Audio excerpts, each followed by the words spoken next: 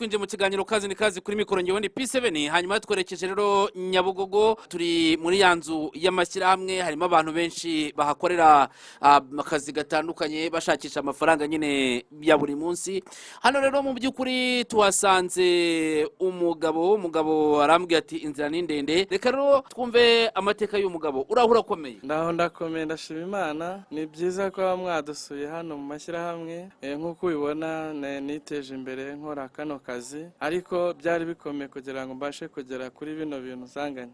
Njyewe nitwa Somana Jean Bosco, nkaba ndi umugabo ufite imyaka 38 ariko mu buzima bwanjye natangiye ndi wa mwana nyine ushakisha mbese wumva ko ngomba kuzabaho kandi nkabaho ari uko navunitse kandi nanubu niko bimeze. Kubera iki wumvaga ko ugomba kuvunika? Kuko navukiye mu muryango utari wifashije nta bushobozi bari bafite, noneho biba ngombwa rero ko ngomba kurwana intambara yo kwikura mu bukene kandi ndimo ndayikora neza.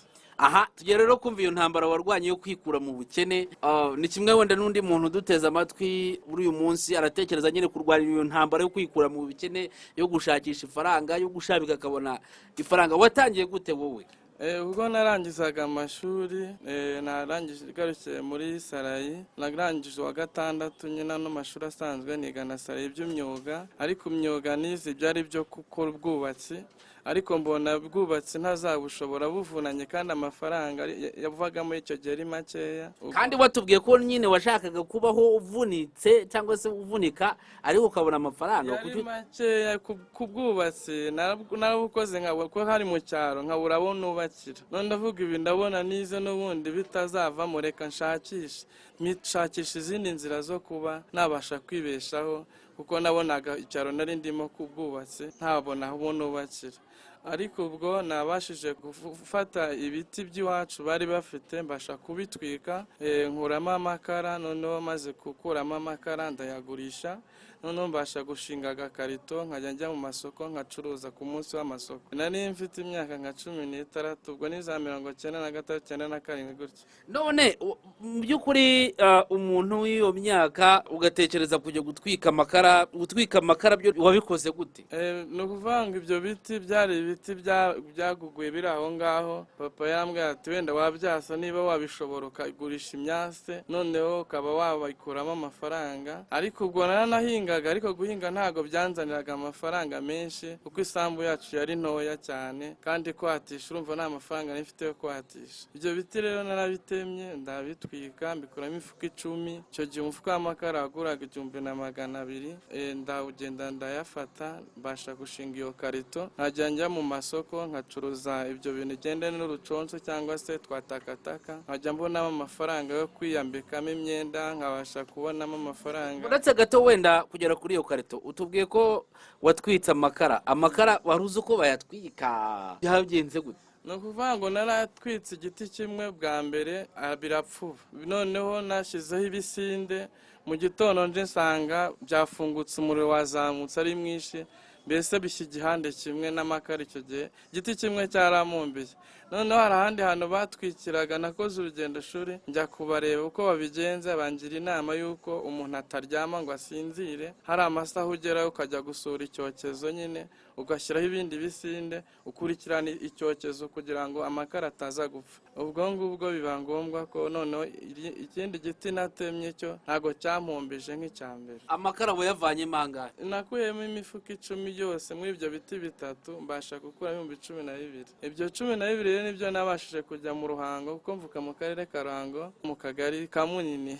Aho rero niho navukiye ariko nza kubasha kujya mu Ruhango nshinga agakarito nkajya no mu masoko ncuruza ibintu by'uruconso nyine bitandukanye. Aha, agakarito rero karimo iki? Ngira ngo tujya dukunda kubona abana bacuruza ikarito nyine ariko wowe noneho wayicuruje urumva ugeze mu myaka yisumbuyeho. Imyaka 18 watubwiye wari ufite, ni imyaka myinshi ku buryo kubona umuntu w'imyaka 18 ucuruza ikarito ubu ngubu wenda ntabwo byapfa ko ariko wowe warabikoze. Ikarito narayikoze iramira kuko ndibuka ko najyaga ku kiliziya hari ikibingo ku munsi w'isengesho naranguraga amabombo amashikarete mbese utuntu abantu bakunda baje mu misa nkaba ndufite. Iyo karito yaranyunguye kuko byarangiye ngiye no mu ruconco rusanzwe nkajya ndangura n'amasabune amavuta iki birangira nguze n'igare mu minsi y'imibyizi nkajya ngenda njya mu masoko. burya si ikarito irunguka?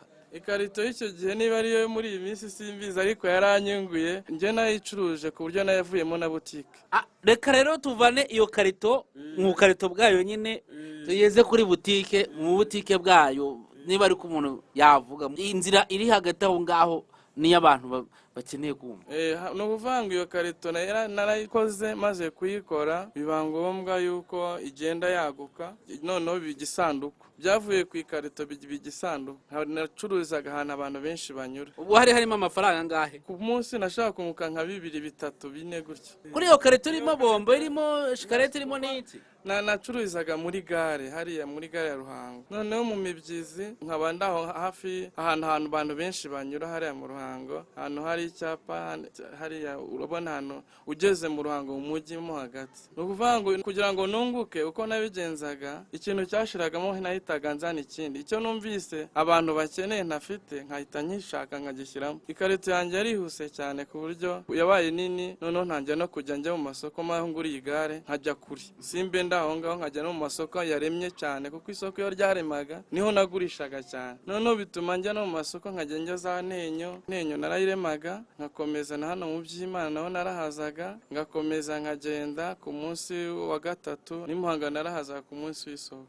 Ariko ubwo naga mfite igare, ya karito yari imaze kuba nini, none hari igikarito kinini. Ubwo nyine bavuga ko nateye imbere muri quartier, bambona nk'umusore ubyirutse uteye imbere. Ariko nibyo kubera ko warurangije nyine serari nkuko wabivuze, urumva unyura muri ayo muri uko gutwika amakara, uragenda ujya ku ikarito, none ugenda ugura igare, bakajya babona nyine uri inyongo uhetse iyo karito, bakabona amafaranga ari kuza. Nawe natekereza ko wajyaga wiyemera nk'uwo musore ukambara neza. Ahubwo ibyo byatumye noneho mbasha no guhingisha imyumbati, kuko navuze reka njye nkodesha n'imirima, noneho mpingisha imyumbati, ya myumbati izajya igenda imenamo agafaranga kugira ngo mbashe no gukora ako kabutike. Nuko hari n'ibindi ku ruhande nakoraga, nk'iyo myumbati yo yazaga imena muri ya karito, noneho mbona bibaye byinshi ko nacuruzagamo n'inkweto, curuzamo amaradiyo, noneho navareka noneho zakore ka butike. Ubwo ikarito ivuyeho ijya muri taka nyine birumvikana,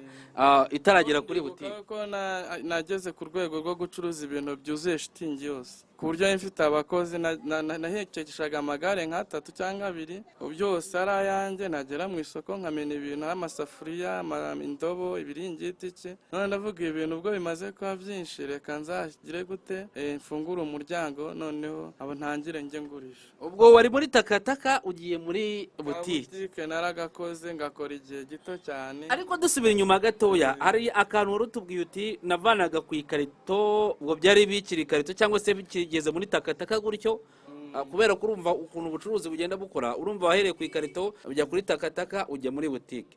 Wari ugeze rero muri taka nyine ngo bya bintu batubwiraga wagenda gudandaza mu masoko atandukanye, usuka kuri shitingi hasi, niyo nise taka. Wagenda gufata amafaranga ukajya guhingisha imyumbati. Ahantu harimo ibanga ry'imikorere, abenda n'undi muntu duteze amatwi ashobora kumva kubona amafaranga make, ukavuga uti reka mpingisha akantu runaka hariya gashobora kunzanira amafaranga niyo nta murimo waba ufite. Ibyo ngibyo impamvu nabikoraga, urabona hariya mu karere kacu ka Ruhango hahera imyumbati cyane. Ndibuka ko hari igihe nahingishije imyumbati basha kugurisha imodoka yuzuye imyumbati, ariko yari make, ikiro cyaguraga 30, none ubu kiri kuri za 100. Icyo gihe imyumbati yaguraga make cyane. Ariko urumva harimo akantu, wenda n'undi muntu yakugana ibintu byo guhingisha, wenda niyo waba ukodesha umurima, uvuga uti mbonye amafaranga kugira ngo amfire ubusa, cyangwa se kugira ngo bigende bitereka nkore akandi kantu ku ruhande gashobora kuzana amafaranga nk'ako ko guhingisha irunaka umurima. Nkimara guhinga gutyo byabaye ngombwa ko nanorora, noroye inka, ariko ntago wenda zo noroye nyinshi, naguze inka 2 zishyiraho ngaho kugira ngo n'agafumbire umusaza azajya abona agafumbire n'isambu yacu bashe kwera. Kuko hari igihe ufite isambu cyangwa ubaye ahantu hatera, ariko wabona agafumbire ahantu hagatangira akajya hera. Icyo gihe rero wari ugeze mu mafaranga angana iki? nari maze kugera nko muri miliyoni hafi ebyiri. miliyoni ebyiri uri umuntu w'imyaka bingahe ubwo? 22 gutyo. Ubwo nari maze no kuzana umugore. Nahise nshaka nkiri mutoya kubera ko nari mbonye ifaranga bingoye, ariko ndavuga aya mafaranga nubwo nyabonye bingoye, ibyiza nuko nazana umugore tukabana kugira ngo ntazajya nyashyira mu bakobwa bakayarya agashira. Reka rero dusubire kuri uku gukerebuka mu gushaka amafaranga. Hari ikintu kirimo ahangaha warumbwiye uti rwose njyewe nagombaga kuruha ariko ngakora. Ubundi njyewe mbyiruka nyine urumva ahantu navukiye, ntago wenda ababyeyi banjye nk'uko natanye mbikubwira nta bushobozi bari bafite bwinshi, ariko bavuze ubwo nta bushobozi bafite ninjye mukuru ninjye mfura ngomba gukoresha uko bushoboye ngaharanira ko ababyeyi banjye cyangwa n'abarumuna banjye batahura n'ingorane. Papa na mama batubyaye turi abana 12, urumva ninjye mfura nkurikiranwa n'abana 11 ari njye mfura yabo, ariko uko kuba nyine papa yaratubyaye turi benshi byatumye tubaho bigoranye cyane, ariko barumuna banjye mbasha kugenda mbigisha kuko urumva ko hari intambwe nari nabashije kugenda ntera. Hanyuma rero waruvuze uti nari ngeze kuri miliyoni 2, nyuma byagenze bite rero? Ahangaha ndumva koko yaba ko ryo gushakisha ifaranga ahangaha ndumva ryari ririmo cyane kugera ku myaka 20 ugize miliyoni 2 zawe, ariko urumva hajemo n'umugore. Iyo ushatse umugore ubwo haba hajemo no kubyara. Nyuma yaho naje kugira ikibazo, amafaranga asa nkaho agabanutse, noneho biba ngombwa ko mpava njya kuba Kibungo. Yagabanuwe n'iki amafaranga? Ni ukuvuga ngo hari umuntu nizeye mutiza amafaranga aranyambura, noneho bituma bizinesi yanjye ihomba kuko yarambwiye ati ntiza ku mafaranga mfite ikawa ngiye kugura, noneho nzakungukira. Mbese navuga ko nabigeranya nka rambere y'iki gihe, noneho amafaranga ntabwo yanshubije, tujyana mu manza mbona birangoye, ndavuga umuntu aranyambuye bivamo, noneho butike tuntu mfitemo ndatugurisha. Ubwo butike yari igeze hehe icyo gihe? Igeze nko mu mafaranga 500, nahisemo mbamo gakeya kubera nari namuhayemo miliyoni. Ivuye kuri ni ukuvuga ngo harimo nka 2,200,000 nkuramo miliyoni nyitiza umuntu mbwa atagiye kugura ikawa, noneho azayansubize. Yari umucuruzi mbona atanyambura nyine mwizeye, noneho biba ngombwa ko ampemukira. Noneho ariko kumpemukira biba ngombwa ko mpomba kuko numva ngeze muri 600. ndavuga rero ubwo bimeze gutya reka nshakishe, mfata ibintu ndabigurisha, nakuyemo 600. None mbigurishije hita njya ahantu bita Kibungo za Kabarondo, ariko ubwo ko ari kuvanga ubwo mu Ruhango mbona mpombye, urumva mfite butike nari nsiganyamo amakarito mbona imari ntari kuyibona, bwana ahantu mpombeye ntazahatera ibara, reka ngende njye gushakishiriza ahandi. Ubwo nagiye aho bita za Kabarondo nkajya nsubira mu masoko, numva nasubiye nyuma nsubira mu masoko nka bya bintu nigeze nakora, ariko birampira kuko aho ngaho abacuruzi bari batari baba benshi cyane. Ni muri za 2003 bandagurisha baza kugera ku rwego rwo kongera kubona amafaranga. Nyuma yaho rero bivuze ngo wasubiye mu gucuruza takataka, niba yumva n'ubundi nakomeje, ariko wasubiye ku ikarito nanone? Hoya, nasubiye mu isoko ahubwo ngenda ndanga ncuruza ibiconsho nyine.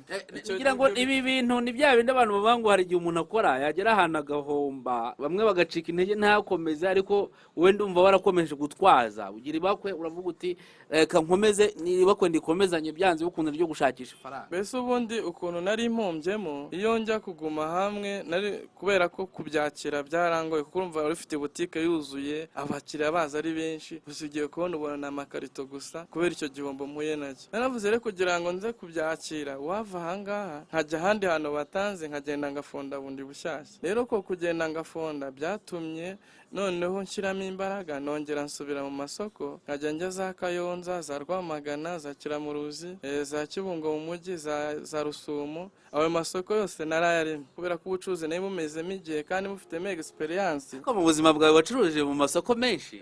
Urumva abantu benshi banzi ku izina rya Kagira neza, kubera ko nge systeme nakoresheje mu gucuruza muri ayo masoko kugira ngo ngire n'abakiriya benshi. Umuntu yaguraga naramwongezaga, waguraga ikintu nkaguha ikaramu cyangwa umuswaro kugira ngo nikururire abakiriya, kugira ngo niba wenda nteganya ku nyungu 100 ku bintu nguriye nkavuganireka umuhema ikaramu ya 20 nsigane 80. Iyo ari systeme nayo mfite mu bucuruzi busanzwe yo kwikurura abakiriya kugira kugira ngo abakiriya bambeho benshi, ko ndibuka ko najyaga mu isoko ngasanga abantu bantegereje. Ibyo narabikoze muri 2003, 2004, 2005 ngera ku rwego none rwo kongera nkabona amafaranga miliyoni 5. N'ubwa mbere mbonye miliyoni 5 nagendaga mbitsa kuri konte. Urumva nacuruza kuko amafaranga nari mfite njyana mu masoko agomba gukomeza nshyiramo ibintu byinshi, ahubwo nayo nagendaga mbika. Noneho nshiduka mfite miliyoni 5, noneho biba ngombwa ko nongera ngasubira muri butike. Iyo butike rero nayifunguyeho bita mu Gahoromani ahangaha i Kabuga. Iyo butike ya miliyoni 5 yari nini kuko ndibuka ko naranguzaga byari byinshi. Nkuramo icyo gihe miliyoni 2 muri 2005, mbasha gukuramo na moto 2 za 75 nazo nzishyira mu muhanda.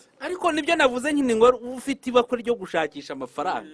Urumva urahombye, urongera uratangiye, ugeze kuri miliyoni 5, ugeze naho uranguza, ugeze naho ugura moto. Ngira ngo nta nubwo rugeze ku myaka 30.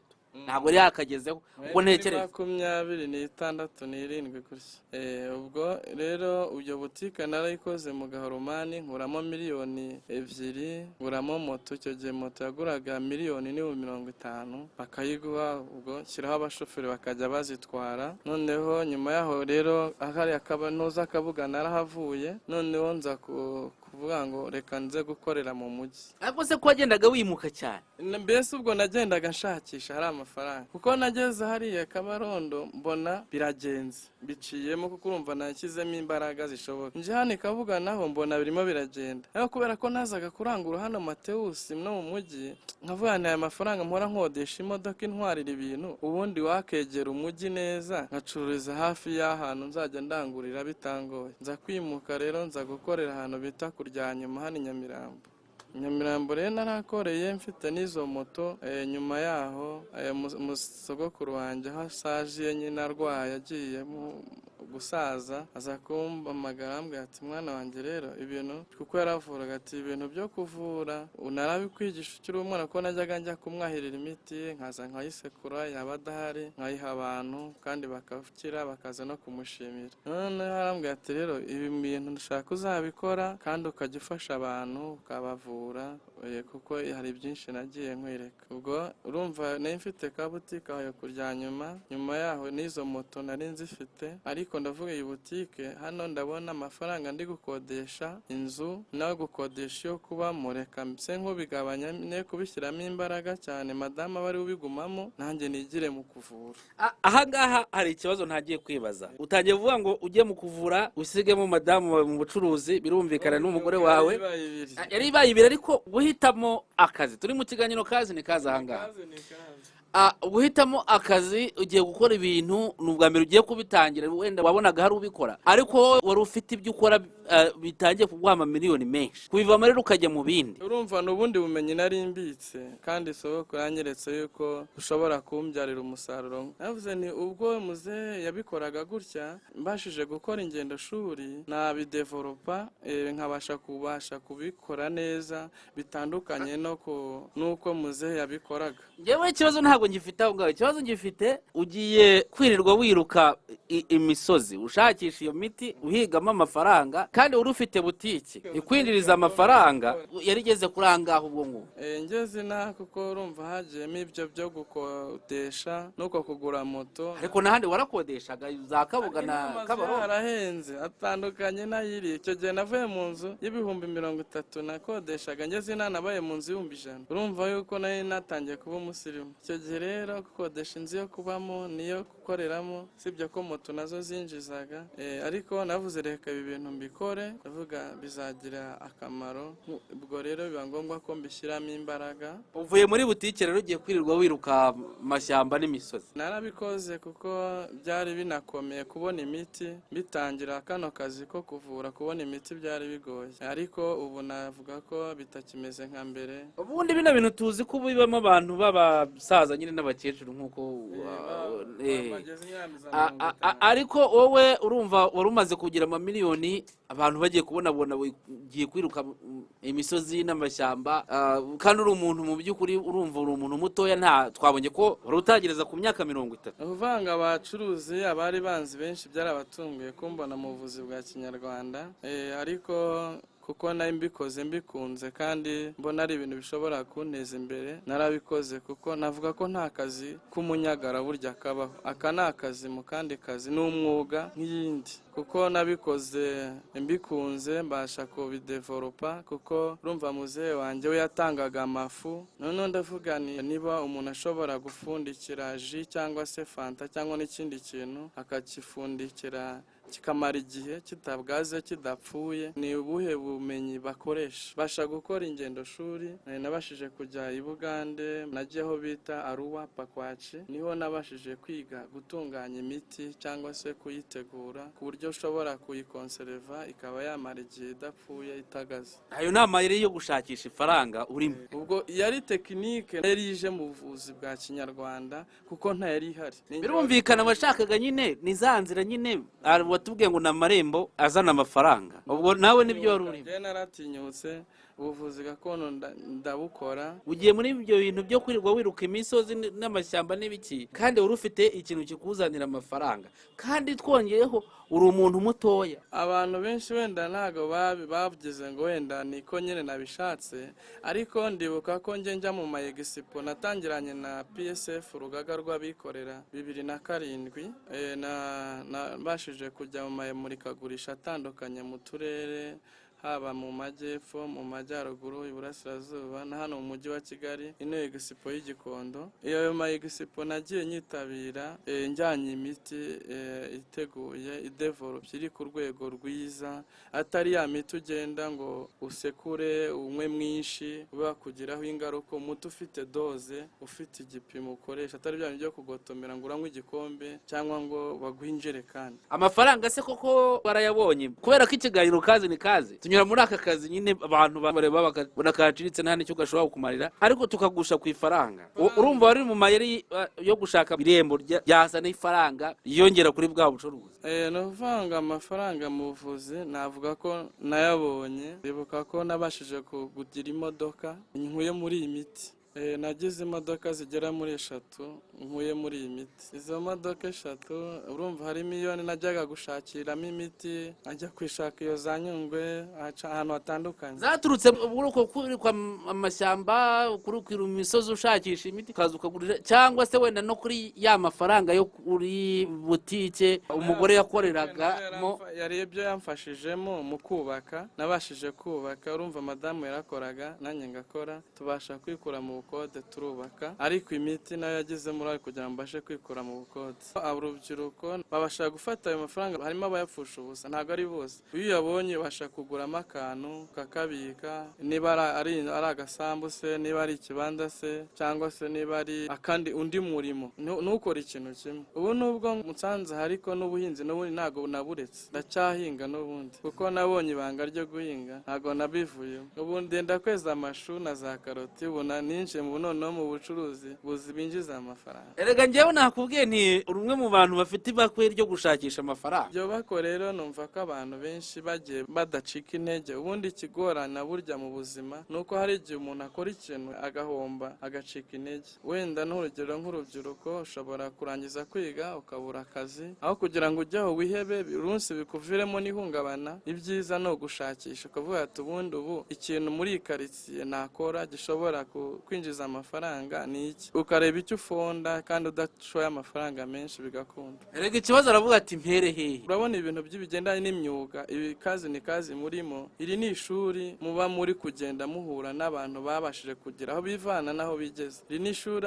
urubyiruko rwakabashije kwigira ku bantu bihangiye imirimo, bakabasha kugenda babakuraho amakuru. Kuko nk'ubu urumva hari uko navunitse nshaka amafaranga, ntago nacitse intege, kandi n'ubu ndacyari mu rugamba rwo gushakisha amafaranga. Nzi ko hari ibindi nzageraho wenda birenze ibi mu myaka iri imbere. Cyambere no kudacika intege. Ahubwo se ubugeze he?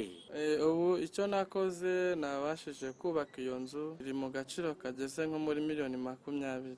Urumva hari n'utubanza mfite nagiye ngura ku ruhande nteganyiriza abana. Urumva ko ndimo ndagerageza. Urumva nishyurira abana bagera muri 4 amashuri, nkanibeshaho nkishyura inzu yo gukoreramo. Umutungo uturuka mu kwiyuha akuya muri kugira ibakwe ryo gushakisha amafaranga, muri uko kwigora ahantu hose ukagenda uhaca kugira ngo urebe ko wafungura nyine irembo ryo kugira ngo havemo amafaranga.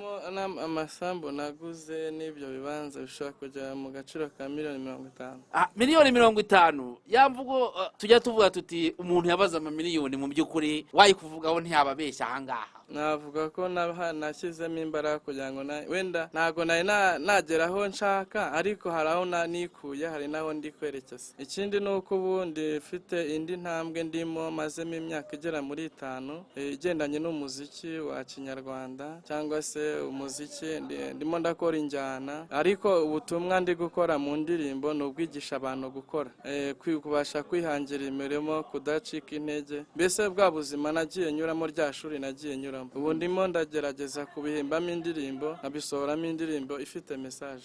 Ku izina ry'ubuhanzi rero nkaba nzwi ku izina rya Scientifique, nkaba ndi gukora indirimbo zitandukanye zigisha uburyo abantu bagomba kubaho babigizemo uruhare nyine bashakisha amafaranga. Mfite indirimbo yitwa Shaka Money, nkagira n'indi ndirimbo yitwa Twahisemo Neza, ni indirimbo igaragaza aho abantu ubwo bagomba kwiyubaka kugira ngo babe mu buzima ufite intego.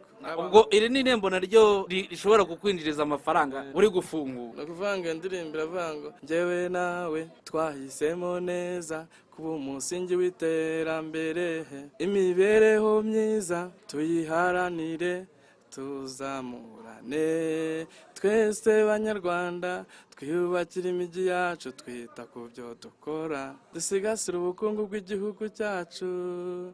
Mbese iyo ni indirimbo nakoreye amashusho mu minsi mikeya, murayibona kuko narayirangije, ariko mfite izindi zigenda zigisha. Ubwo ubuhanzi nabwo bugiye kuguha amafaranga, ariko ufite amarembo menshi uri kugenda ufungura. Ubundi icyo nshaka gukora ni ukwigisha abantu, kuko usanga ko abantu benshi bakora umwuga umwe, kutakora umwuga umwe, kuko uyu munsi ndakora ibi, ariko mu minsi iri imbere ndashaka kujya mu bitaramo nkinjiza amafaranga avuye mu muziki, cyangwa nawe ukavuga uti niba ndi gucuruza iyi butika cyangwa se ibindi, reka ndebe n'ibindi nshoramo amafaranga. Hari ukorora inkoko, hari ukorora ingurube, hari uguhinga, hari ukugira gute, mbese ntumve yuko uzakora ikintu kimwe. Ubu wowe ufite amarembo angahe? Ni 3. Ufite ubundi nabyise ihango ry'amafaranga. Hari ihango ry'ubuzima, hari ihango ry'amafaranga, hari ihango ry'ubucuruzi, hari ihango ryo kuba umuhanzi, mbese mbibara mu mahango.